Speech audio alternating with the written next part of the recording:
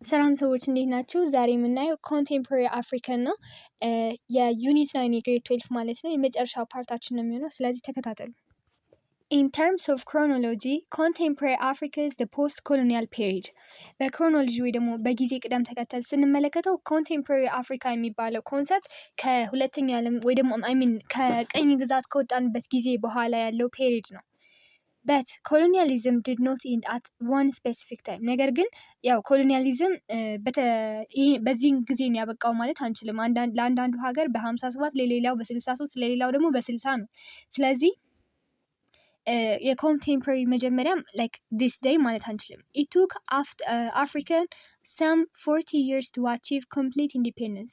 በአጠቃላይ አፍሪካውን ከምንም አይነት ቀኝ ገዢ እጅ ሳይኖርባቸው ሙሉ ለሙሉ ነፃ ለመሆን ሁሉም ሀገራት ማለት ነው 40 ዓመት ፈጅቶባቸዋል። Therefore, we need to have a dividing line from where to start the treatment of this section. ስለዚህ ኮንቴምፖራሪ አፍሪካ ይሄ ጊዜ ነው ለማለት dividing line ያስፈልገናል። ታይም ማለት ነው ከዚህ በኋላ የምንልበት perhaps it would be correct to start from a year 1963. ስለዚህ ከመቼ እንጀምረው ኮንቴምፖራሪ አፍሪካን ካልን ከ1963 እንበል።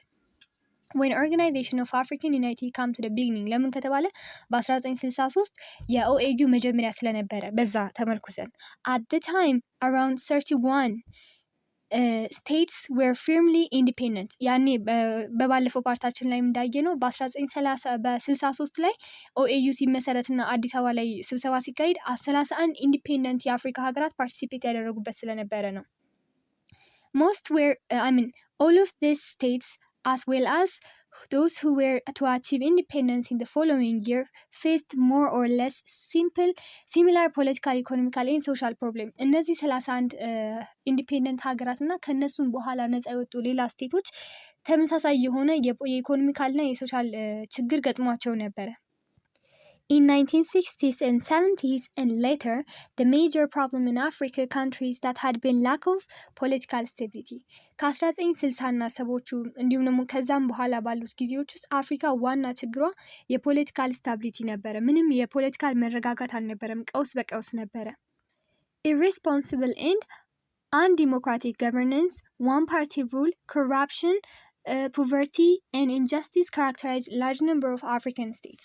በዚህን ጊዜ የነበሩ የአፍሪካ ሀገራት አንደኛው ዲሞክራሲ የሚባል ነገር አልነበራቸውም። ዲክታተር ሩለር ነበሩ። ሲቀጥል ደግሞ አንድ ፓርቲ ብቻ የሚመራበት ሲስተም ነበረ። ስለዚህ ሌላ ፓርቲዎች እድል ማግኘት ሲፈልጉ በዲሞክራቲክ ወይ ከመመራረጥ ይልቅ በፎርስፉሊ ሌላኛውን ለማውረድ ይሞክራል። የህዝቡ ደም ያኔ ይፈሳል።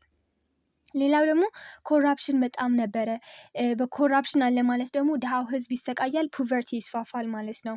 ሌላው ኢንጀስቲስ፣ በፍትህ ቦታ በምንም ቦታ በአገልግሎት መስጫ ቦታዎች ላይ ፍትሃዊነት አልነበረም። ስለዚህ በፖለቲካል ኢንስታቢሊቲ አንደኛው ችግር ነው። የመልካም ምንድነው ዲሞክራሲ አለመኖር፣ አንድ ፓርቲ ብቻ ሩል የሚያደርግበት፣ ሙስና፣ ድህነት፣ ፍትህ አልባነት የአፍሪካን ካንትሪ ስቴቶች መገለጫ ሆነ ከ60ዎቹ ከ70ዎቹ እና ከዛም በኋላ ማለት ነው።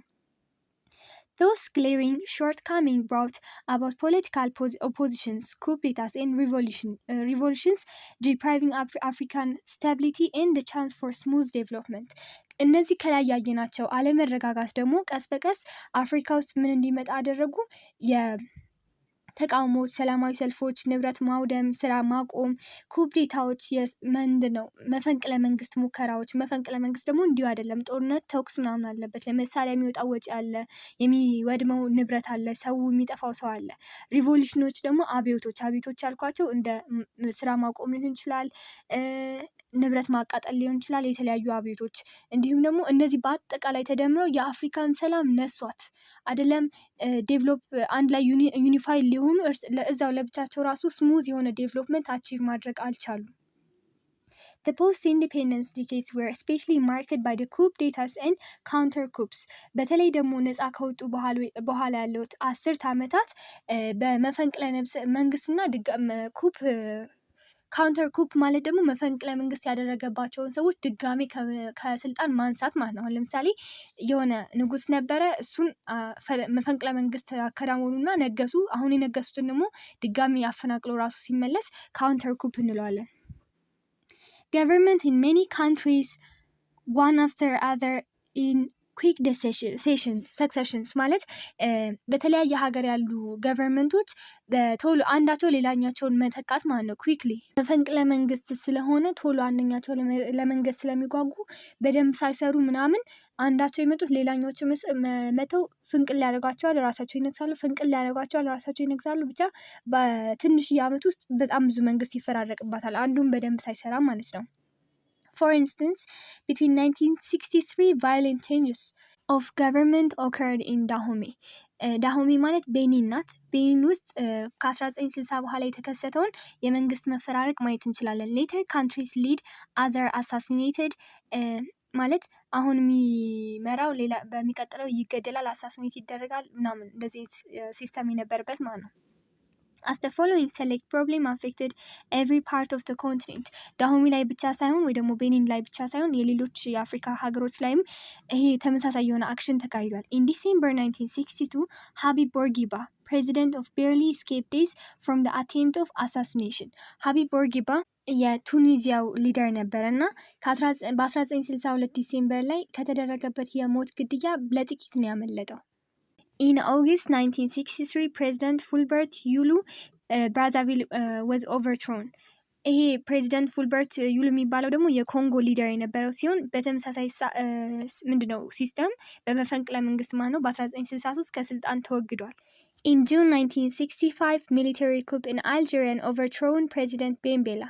ቅድም ባለፈው ቪዲዮ ላይ ስናወራለት የነበረው ፕሬዚደንቱ ሳይቀር የአልጄሪያ ማለት ነው ብዙ ደም ተፋሶ ስልጣኑን ያገኘው የሚሊተሪ coup ተፈጽሞበት ወይ ደግሞ የመፈንቅለ መንግስት ተፈጽሞበት በ1965 ኦቨርትሮ ተደርጓል፣ ከስልጣን ወርዷል ማለት ነው።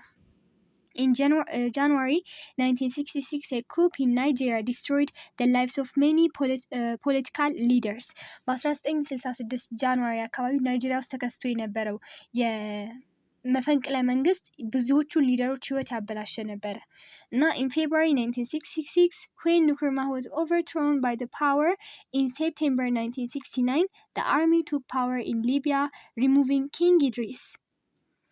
ኩዌን ንኩርማህ ሳይቀር ኩዌን ንኩርማህ ማለት ደግሞ የጋናው ሊደር በጣም ከጥንት ጀምሮ ከፓን አፍሪካኒዝም አይዲያው ሲጠነሰስ ጀምሮ የነበረው ሊደር እሱኛውን በሴፕቴምበር 96 ከስልጣን አስወገዱት ማለት ነው። በሱ ብቻ አልበቃም። ቀጥለው ደግሞ የሊቢያ ሊደር የነበረውን ኪንግ ኢድሪስን ሳይቀር በ1969 ከስልጣን አስወገዱት። In February 1971, an army officer, Idi Amin, took power in Uganda after overthrowing Milton ኦቦቴ እና በ1971 ደግሞ ኢዲ አሚን የሚባል ሊደር ኡጋንዳ ውስጥ ማለት ነው ሚልተን ኦቦቴ የሚባለውን ሊደር ኦቨርትሮ አድርጎ መፈንቅለ መንግስት ሰርቶበት አስወረደውና ራሱ ነገሰ ማለት ነው። ስለዚህ አሁን ከላይ ያየናቸው ሊደሮች መርሳት የለባችሁም በመፈንቅለ መንግስት ከስልጣናቸው የወረዱት ትንሾቹ ናቸው፣ ለሳምፕል የተቀመጡት ናቸው። የኡጋንዳ፣ የጋና፣ የናይጄሪያ፣ የአልጄሪያ እንዲሁም ደግሞ የኮንጎ ፉልበርት ያልነው ሰውዬ ነው። ሀቢብ ቦርጌባ ደግሞ የቱኒዚያ። የእነዚህ ሀገራት ሊደሮች በመፈንቅለ መንግስት ከወረዱት ሀገራት መካከል ለሳምፕል ያቀረቧቸው ናቸው። It's proper to ask why this political shakes up took place. ለምንድን ነው እነዚህ ሁሉ የፖለቲካል መንቀጥቀጦችና አለመረጋጋቶች የተፈጠሩ ተብሎ ሲጠየቅ among the explanation to this question two are important. ለዚህ ጥያቄ ከተሰጡት መልሶች መካከል ሁለቱ በጣም ወሳኝ ናቸው። One of the explanation is that some countries that ex-colonial powers quickly withdraw from the African got enough experience in self-government. አንዳንዶች ምን ይላሉ? ምናልባት ቶሎ ከቅኝ ግዛት ከቅኝ ገዣቸው እጅ ሲወጡ በደንብ ራሳቸውን እንዴት ማስተዳደር እንዳለባቸው ኤክስፔሪየንስ ሳያገኙ ቶሎ ጥለዋቸው ስለወጡ ራሳቸውን እንዴት ማስተዳደር እንዳለባቸው አያውቁም። እርስ በርሳቸው ይጣላሉ፣ ሼክ ያደርጋሉ ይላሉ። They argue that but some scholars do not accept this explanation. ነገር ግን ብዙ ሰዎች በዚህ አይስማሙም። ምክንያቱም they argued that it was only in the former Belgian Congo and Angola that colonial reign made a hasty withdrawal. በጣም በፍጥነት ምንም ትሬን ሳያደርጉና እንዴት ራሳቸውን ገቨርን ማድረግ እንዳለባቸው ሳያሰለጥኑ የተወጡባቸው ሀገራት ትንሽ ሀገራት ናቸው። ለምሳሌ ቤልጂየም ኮንትሮል አድርጋት የነበረችው ኮንጎ እና አንጎላ፣ እንዲሁም ደግሞ ባለፈው በፖርቹጋል ስናይ ፖርቹጋል አንጎላ ነው ለቃ የወጣችው። ለቃቸው ስትወጣ በትንሽ ሀገራት ብቻ ነበረ። In other colonies, especially in French and Britain colonies, educated groups were given enough time to have experience in administering before withdrawal was effected. ነገር ግን ከነዚህ ሀገራት ጥቂት ሀገራት ውጪ በተለይ ደግሞ በፈረንሳይና በብሪቴን ተይዞ የነበሩ ሀገራት ራሳቸውን እንዴት ማስተዳደር እንዳለባቸው በቂ የልምምድ ጊዜ ተሰጥቷቸው ነበረ ጥለዋቸው የወጡት። ስለዚህ በድሮ በቀኝ ግዛት ተይዘን ስለነበረ አሁን ስለተለቀቅን ራሳችንን ማስተዳደር አንችልም ብላችሁ መናገር አትችሉም ይላሉ አንዳንድ ሰዎች። ግን የመጀመሪያ ኤክስፕላኔሽን እንዳትረሱ ያው ከቀኝ ግዛት ስንወጣ በደንብ ትሬን አልተደረግንም ኤክስፔሪየንስ የለንም የሚለው ኮንሰፕት ነበረ። The second explanation maintained that the political system and organs of the government left behind by the ex-colonial powers were really unsuitable for and unworkable in Africa. ቀኝ ገዢዎቹ ጥለዋት የወጧት አፍሪካ ጥለዋቸው የወጧቸው ሀገራት በጠቅላላ ለመስራትና ሩል ለማድረግ አንሲቴብል የሆነ ቦታ ላይ ጥለዋቸው ስለሄዱ ነው፣ ወይ ደግሞ አንወርከብል ምንም ልትስተካከል የማትችልበት ሁኔታ ላይ ያለች ጥለዋት ስለወጡ ነው ይላሉ። ሁለተኛው ኤክስፕላኔሽን according to some scholars this explanation is to some extent correct. አንዳንድ ስኮላሮች ይህንን ሀሳብ ይስማሙበታል። ራሳቸው ቀኝ ገዢዎቹ ሲወጡ እነዚህ ሀገራት እርስ በርሳቸው ውስጥ ችግር የነበሩ ናቸው፣ እንደዛው ተጥለው ስለወጡ ነው። እና the political system that was left behind by the colonial power was based on the western democracy. ምክንያቱም ከተመለከታችሁ የቀኝ ገዢዎቻችን ሲያስተዳድሩን የነበረው በዛው በሚፈልጉት በአይዲዮሎጂያቸው ነው፣ በዌስተርን ዲሞክራሲ ምናምን ነው።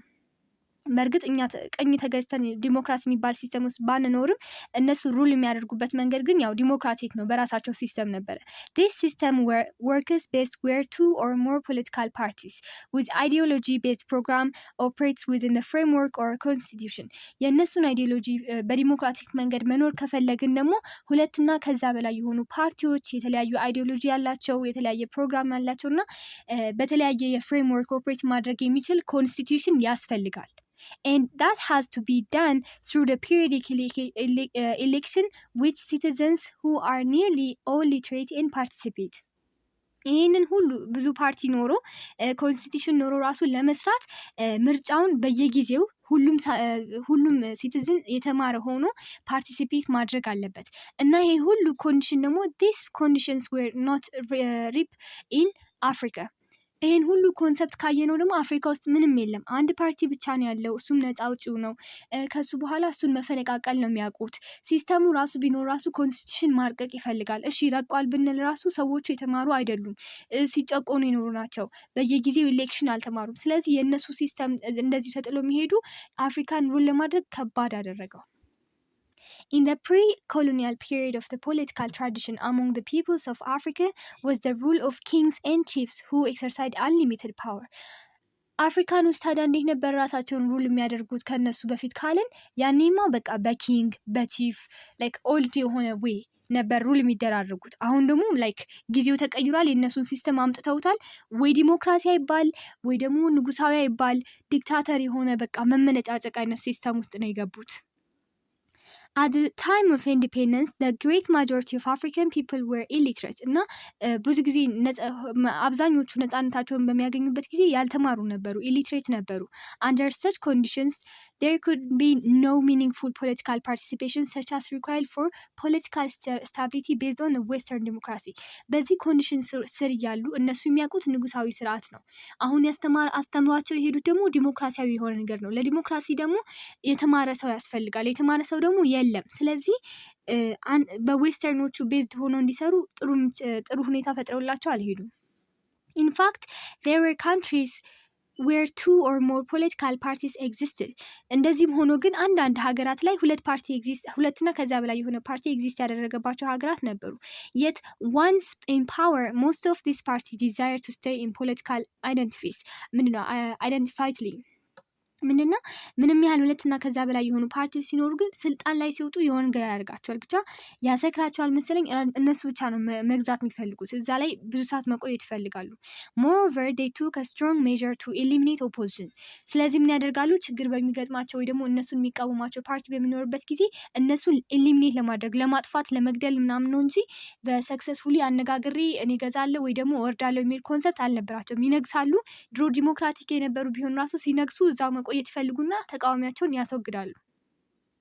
Also, they claim to be rule of the constitutional base. They suppress civil and democratic rights.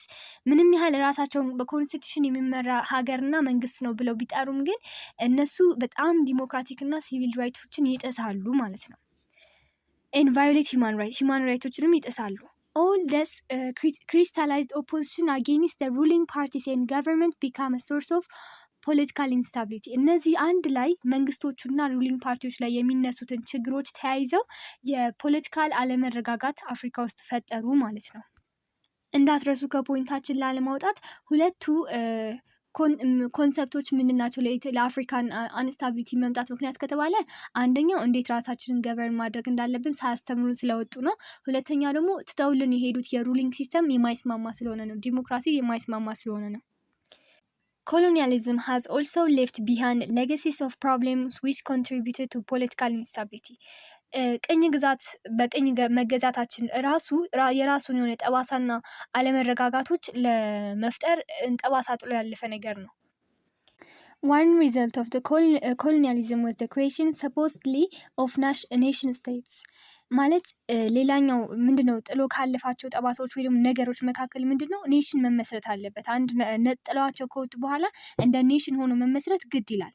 However, many of these nation states are ethnically different, very diverse. ምንም ያህል ግን እነሱ ይዟቸው ጭቁን አድርጓቸው ሲያሰሯቸው የነበሩ ሰዎች በቋንቋም በካልቸርም በምንም የማይገናኙ ሀገራት ናቸው። ስለዚህ ልክ ጥሏቸው ሲሄዱ አንድ ላይ ሀገር መሆን አለባቸው። ሀገር ሲሆኑ ግን በቋንቋም አይግባቡም፣ በካልቸርም አይግባቡም፣ በምንም አይግባቡም። ይሄ ችግር ይፈጥራል ማለት ነው። For instance, Gabon has about 40 ethnic groups. ጋቦንን ብንመለከት 40 የሚሆኑ ብሔር ብሔረሰቦች አሏት። ናይጄሪያ ደግሞ ከ250 በላይ የሚሆኑ፣ ታንዛኒያ ከ120 በላይ የሚሆኑ፣ ዛምቢያ ከ73 በላይ የሆኑ ማለት ነው። ስለዚህ ይሄ አሁን 250ም እርስ በርሳቸው ተግባብቶ ለመኖር ምን ያህል እንደሚከብዳቸው ገምቱ። ላይክ ምንም ቢስማሙ እንኳን የሆነ የራሳቸው የሆነ ዲዛይር መኖሩ አይቀርም። So many of these ethnic groups had fought bitterly against one another in the pre-colonial period. እነዚህ አሁን አንድ ላይ ተጨቁኖ እንደ አንድ ስቴት ሲቆጠሩ የነበሩት ህዝቦች ኮሎኒያሊዝም ውስጥ ከመግባታቸው በፊት እና በነ ፈረንሳይ ተጨቁኖ መስራት ከመጀመራቸው በፊት እርስ በርሳቸው የሚጠላሉ ወይ ደግሞ የሚደባደቡ ዋር የሚገጥሙ ግሩፖች ነበሩ፣ ኤትኒክ ግሩፖች ነበሩ። They had never planned of living together within the same boundaries under one administration. እነዚህ ያንዳንዱ ኤትኒክ ግሩፖች እርስ በርሳችን አንድ ላይ ሆነን በአንድ ሀገር እንደ አንድ ስቴት ተቻችለን እንኖራለን የሚል እቅድም ሀሳብም ያልነበራቸው ሀገራት ማለት ነው። Despite years of interaction under the colonial reign, the pre-colonial ethnic conflicts had not died yet. ምንም ያህል በቀኝ ግዛት ስር ሆኖ ለብዙ ዓመታት አንድ ላይ ቢቆዩም ግን እነዚህ ኤትኒክ ግሩፖች ውስጣቸው ያለው ጸብና ከመገዛታቸው በፊት የነበረው የቂም በቀል ምናምን አሁንም አልሞተም ነበረ። They repaired upon independence and become source of political instability. እነዚህ መገነጣጠልና ለብቻቸው መሆን በመፈለግ የፖለቲካል ኢንስታቢሊቲ ያመጡ። አሁን 250 ናይጄሪያ ውስጥ የሚገኙት 250 ኤትኒክ ግሩፖችም ለብቻቸው መሆን ቢፈልጉ በቃ ሀገሪቱ ኤግዚስት አታደርግም። እርስ በርሳቸው ፋይት ያደርጋሉ። ይሄ የኔ ነው፣ ይሄ ያንተ ነው ምናምን ይባባሉ። ይሄ እርስ በርስ ያላቸው ቂም በቀል ደግሞ ሌላኛው ኢንስታቢሊቲ ያመጣው ነገር ነው ማለት ነው። In some countries, ethnic conflicts had grown into bloody civil wars and genocides. በአንዳንድ ሀገሮች ከነዚህ ከቂም በቀልም ከመያያዝም አልፎ በጣም ደም መፋሰስ የተሞላበት ሲቪል ዋሮች እና ጄኖሳይዶች የዘር መጨፍጨፎች እንዲኖሩ አድርጓል። This was what happened in Congo-Kinshasa in 1960, in Nigeria in 1967, following secessionist movement in Katanga and Biafra respectively, and recently in Rwanda. ጄኖሳይድ እና ሲቪል ዋር ከተካሄደባቸው ሀገራት መካከል ኮንጎ ኪንሻሳ በ1960 እንዲያም ኢትዮጵያ ሰትን ለማድረግ ተልካበት የነበረው ቦታ፣ ሲቀጥል ደግሞ ናይጄሪያ በ1967 ቅድም የቢያፍራን አንስተነው ነበረ። ከቢያፍራ ጋር በአፍሪካን ዩኒየን እርዳታ ይመለሳሉ፣ ሰላም ይሆናሉ። ከታጋናም አላቅም ግን ከሷ ጋርም ብቻ የመገንጠል ጥያቄ አንስተው ነበር። እነዚህ ሁለት የናይጄሪያ ከተሞች ማነማ ካታንጋና ቢያፍራ። በቅርቡ ደግሞ የምናውቀው የሩዋንዳው የጄኖሳይድ ሙቭመንት ማለት ነው። እንዲያም ሩዋንዳ ውስጥ ሁለት እንትኖች ብቻ ነበሩ፣ ሁለት ኤትኒክ ግሩፖች ብቻ ነበሩ ኤክሲስት የሚያደርጉ፣ እሱም ጽዩና ሁቱ ነበሩ። ሁለቱ ናቸው አንዳቸው ሌላቸውን ያጠፉት ማለት ነው። ሁለት ብቻ ሆኖ ራስ አለ። The economic system inherited by independent African states was another source of problem. ሌላው ችግሩ ደግሞ ምንድን ነበር? ኢኮኖሚያዊ ችግር ነው። የወረሱት ወይ ደግሞ ከቀኝ ገዦቻቸው የወረሱት የኢኮኖሚካል ሲስተም ለእነሱ ፊት የሚያደርግ አልነበረም። The major problems in the economy of Africa had been lack of diversity. ምንድን ነው የኢትዮጵያ የአፍሪካ የኢኮኖሚ ችግሩ ምንድን ነው? ዳይቨርሲቲ ይጎሏል። Throughout the colonial period, Africans were encouraged only to produce raw material for exports. ቀኝ ግዛት ውስጥ እያሉ ብዙ ጊዜ የሚበረታቱት ራው ማቴሪያሎችን ፕሮዲስ እንዲያደርጉ ነው። ቆዳ ብቻ ገና ምንም ፋብሪኬት ሳይደረጉ ቀጥታ ኤክስፖርት የሚደረጉ ነገሮችን ነበር የሚሰሩት። The colonial reign made a little effort to establish factories that would produce manufacturing goods. ያው ምንም ያህል በደንብ ብዙ ባይሆንም በቂ ባይሆንም የተለያዩ ማኑፋክቸሪንግ ጉዶች ፊኒሽድ ፕሮዳክቶችን ለመስራት የሚያገለግሉ ፋክተሪዎችን ለመገንባት ሞክረው ነበረ። So colonies were made producers of mineral ores for the industry of the Europe, and the rest of industry advocated advanced world. እነዚህ ቅኝ ግዛት ውስጥ ያሉ ጥቁሮች እንዲሰሩ የሚደረገው በቃ የጉልበት ስራውን ነው፣ ማዕድን ቆፍሮ ማምጣቱን ምናምን ነው እንጂ በጣም ስፔሻላይዝድ የሆነውን ዋናውን ኢንዱስትሪውን ስራ የሚሰሩት የፈረንጆች ነበሩ። ለዛ ብዙም ስኪል የላቸውም እነሱ ኢፈርት ማውጣት ብቻ ነው ለራው ማቴሪያሎቹ። In the field of agriculture, Africans were encouraged to specialize in a single crop products or monocrop products as they were widely known. እና ወደ አግሪካልቸራል ፐርፎርማንሳችን ስንመጣ ደግሞ አፍሪካን ብዙ ጊዜ የሚበረታቱት ወይ ደግሞ በቅኝ ግዛት ጊዜ ሲያደርጉ የነበረው አንድ አይነት ክሮፕ ነው የሚያበቅሉት። አንድ አይነት በቆሎ ከሆነ በቆሎ፣ ስንዴ ከሆነ ስንዴ ነው የሚያበቅሉት ማለት ነው። እና ወይ ደግሞ ሞኖ ክሮፕ እንለዋለን። ሞኖ ማለት አንድ ነው፣ አንድ አይነት ክሮፕ ፕሮዳክት ነው ፕሮዲስ የሚያደርገው። The price of such single product in the world market have not been stable. እና አንድ ፕሮዳክት ብቻ የሚያመርቱ ከሆነ የዛ ፕሮዳክት በወርልድ ግሎባሊ ኤክስፖርት እና ኢምፖርቱ ሲታሰብ አንዳንዴ ሊፈለግ ይችላል፣ አንዳንዴ ላይፈለግ ይችላል። አሁን ለምሳሌ ኢትዮጵያ ስንዴ ቢወደድ ባይፈለግላት ጤፍ ኤክስፖርት ልታደርግ ትችላለች። ጤፍ ባይፈለግ ደግሞ ብቻ አላ ኦልተርኔቲቭ አላት። ነገር ግን ብዙዎቹ የአፍሪካ ሀገራት እንደዛ አይደሉም። አንድ ፕሮዳክት ነው ያላቸው። አንዱን ተፈላጊነት ካጣ ምንም ማድረግ አይችሉም፣ ይከስራሉ። አንዱ ደግሞ ተፈላጊ ከሆነ ያገኛሉ ማለት ነው። ስለዚህ እንደ ሁኔታው ነው የሚኖሩት። Moreover, their prices were sometimes fixed in the major cities of the advanced countries according to the interest of the international monopolies. እሱ ብቻ ሳይሆን አንዳንዴ የሰለጠኑት ሀገራት በሚፈልጉት መንገድ ስለሆነ ፕራይሱ ዲተርማይን የሚያደርጉት እነሱ ምንም መብት የላቸውም። አሁን ለምሳሌ ይህንን በቆሎ የሚገዛው $100 ነው ምናምን ከተባባሉ እነዚህ የአፍሪካ ሀገራት መብት የላቸውም። አይ ከ200 ካልሆነ አልሸጥም ማለት አይችሉም። ምክንያቱም ሞኖፖሊ የሚያደርጉት ሲስተሙን በሙሉ የሚቆጣጠሩት አድቫንስድ የሆኑ ያደጉት ሀገራት ስለሆኑ ነው። According to the interests of international monopolies, thus whenever price of such products fell on the world market, African states often faced a crisis, which in turn became a cause for the political instability. ስለዚህ ወደ ኢንተርናሽናል ማርኬት ላይ ስናይ የነዚህ የአንዱ ፕሮዳክት ዋጋ በሚያሽቆለቁሉበት ጊዜ ሀገር ውስጥ ክራይሲስ ወይ ደግሞ አለመግባባት፣ ግጭት፣ ብጥብጥ ይፈጠራል። በዚህን ጊዜ የፖለቲካል ኢንስታቢሊቲ እና አለመረጋጋት ይኖራል ማለት ነው። Many African countries have natural resources. እንደሚታወቀው ያው አፍሪካ የናቹራል ሪሶርስ መገኛ ናት። በተለያየ ሀገር የተለያዩ ናቹራል ሪሶርሶች አሉ። የዳይመንድ ሊሆን ይችላል፣ የጎልድ ምናምን። However, they lack the capital and technical skill that is necessary to develop the resources. ነገር ግን ያንን ሪሶርስ ወደ ገንዘብ ማግኛነት ጥሩ ነገር ለመቀየር ወርቅም ከሆነ ቆፍሮ በደንብ ደህና ነገር የሚሰራበት ደህና መቆፈሪያ ምናምን የለንም።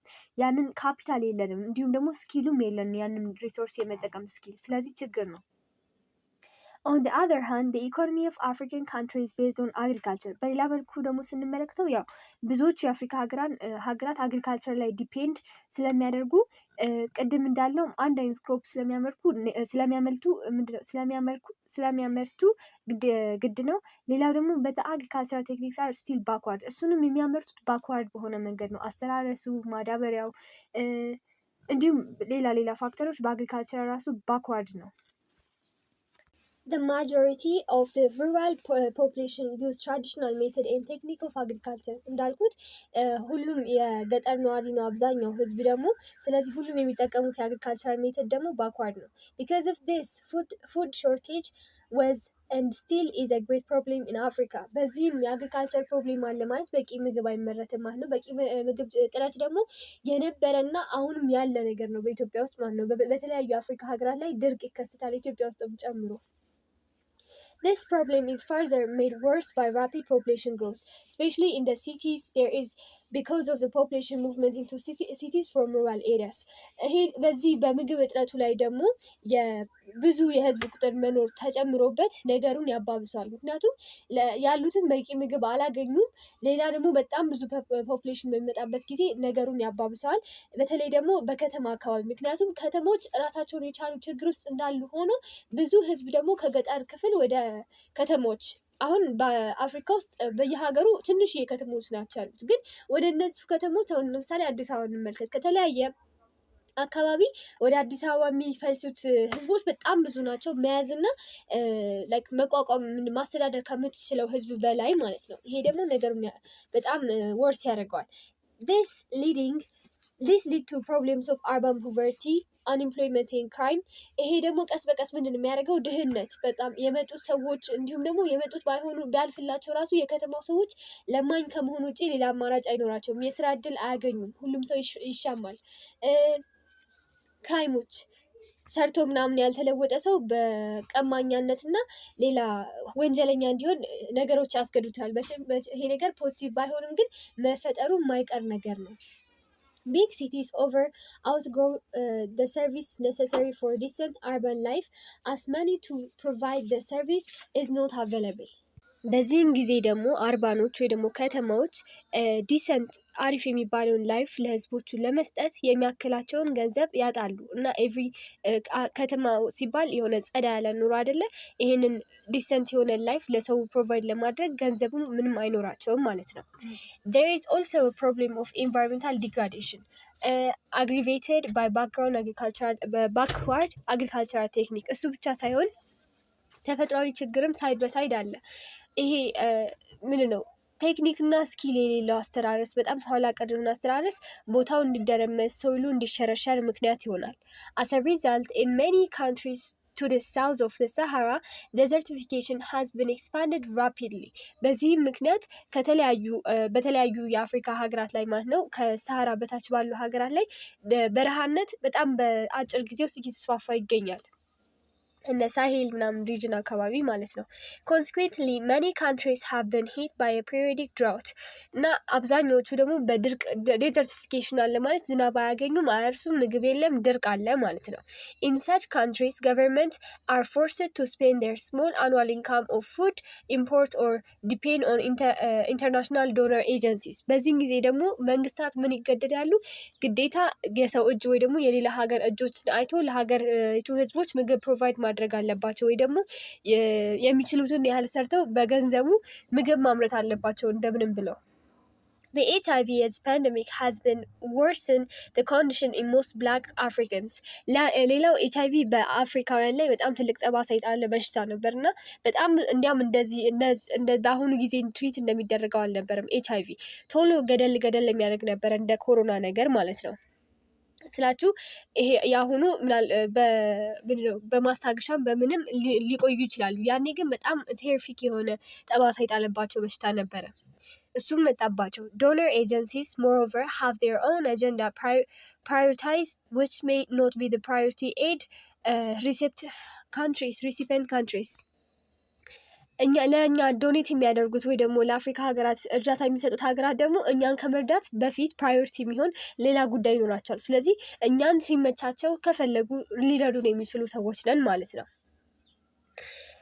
So, projects are sometimes inappropriate, and a very large part of the donor budget is spent on their own staff, mostly foreigners. እና በአንዳንድ ጊዜ ፕሮጀክቶቹ ሲወጡ ኢንአፕሮፕሬት ይሆናሉ። ምክንያቱም እነሱም የሚሰሩት የራሳቸውን ህዝብ ለመመገብ ነው፣ ለራሳቸው ሀብት ለማከማቸት ነው። እኛ ደግሞ እዚህ ጋር ኤድ እንጠይቃለን። ስለዚህ በአጠቃላይ የሆነ ፕሮፖርሽናል የሆነ ነገር አይሆንም፣ ኢንአፕሮፕሬት ነው ኤቭሪቲንግ። Most donor funds are spent in urban areas and capital cities. Not much gets to the countryside and the poor. ነገር ግን እንዲሁ ተሳክቶ እርዳታ በሚደረግበት ጊዜ ያደጉት ሀገራት ለኛ ለአፍሪካውያን እርዳታ በሚሰጡበት ጊዜ እርዳታው የሚደርሰው በዋና ከተማ ላይ እና በተለያዩ ባደጉ ሲቲዎች ላይ ነው ተቀባይ የሚሆኑት የዚህ እርዳታ። በገጠር ውስጥ የሚኖሩት በጣም ሪሞት የሆነ ኤሪያ የሚኖሩ ሰዎች የዚህ እርዳታ ተካፋይ የመሆን እድላቸው ጠባብ ነው። So on the other hand, when natural and man-made disaster occurs, donor agencies, usually called non-governmental agencies, do operate in countryside and have saved very many lives. ነገር ግን ይሄ እንደ እርዳታው ሳይሆን ዲዛስተር ናቹራል የሆነ የመሬት መደርመስ ሊሆን ይችላል፣ ቦምብ ተጥሎ ሊሆን ይችላል፣ ብቻ የሆነ ናቹራልም ሂውማን ሜድም ዲዛስተር በሚገጥምበት ጊዜ እነዚህ ገጠር ውስጥ የሚኖሩት ሰዎች ኤንጂኦ ነን ገቨርንመንታል በሆኑ ኤጀንሲዎች እርዳታ የማግኘት እድል ይገጥማቸዋል እና በዚህ ፕሮሰስ ውስጥ በጣም የብዙ አፍሪካውያን ህይወት ማትረፍ ተችሏል፣ ከናቹራል ዲዛስተር እና ከሂውማን ዲዛስተሮች ማለት ነው። In this respect, their work is highly appreciated. በዚህ ሁኔታ ላይ እኛን ያዳኑበት መንገድ አሁን ለምሳሌ የመሬት መደርመስ ምናምን ሲያጋጥመን እኛን ያዳኑበት መንገድ በጣም የማይረሳና ጥሩ ስራ ነበረ።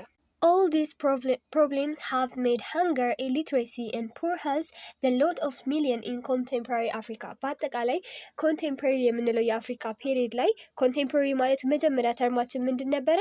ነፃ ከወጣን በኋላ ያለው ጊዜ፣ ስፔሲፊካሊ ደግሞ ከ1963 በኋላ ያለው ጊዜ ማለት ነው። ይህ የአፍሪካ ጊዜ በረሃብ፣ በችግር፣ በመሀይምነትና በጤና ማጣት ያሳለፍነባቸው ጊዜያት ነበሩ። African economic growth has been hampered by a combination of several factors. የአፍሪካ ኢኮኖሚ ደግሞ እንዳያድግ በብዙ ነገሮች ተጭኖበታል ወይ ደግሞ ተረግጦ የቆየ ነው። African states, with few exceptions, has not been able to have the political stability and sustained peace to be able to register economical and social development. ሁሉም ማለት ይቻላል አንዳንድ ኤክሰፕሽኖች ኖረው ለአፍሪካ ማለት ነው። አፍሪካ ውስጥም ሆኖ ስቲል ያደጉ ትንሽ ሀገራት አሉ።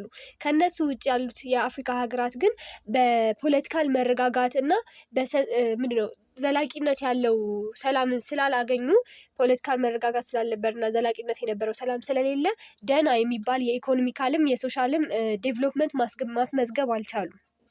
Indeed, rather than mature into self-reliant nations, they have been becoming increasingly dependent on foreign aids. እንዲያም አብዛኞቹ በራሳቸው ባላቸው ሀብት ላይ በራሳቸው ጥበብ ላይ ምናምን ከመመካት ይልቅ የውጭ ሀገር ዲፔንደንት ሆነው ቀርተዋል እና እኛንም ያጠቃልላል። ብዙዎቻችን የአፍሪካ ሀገራት ከውጭ እርዳታ ላይ ተንተርሰን የምንኖር ነን። ዩኒት ላይም በዚህ አበቃ። ስለተከታተላችሁኝ አመሰግናለሁ። ላይክ እና ሰብስክራይብ ማድረግ እንዳትረሱ። አመሰግናለሁ። ቻው ቻው።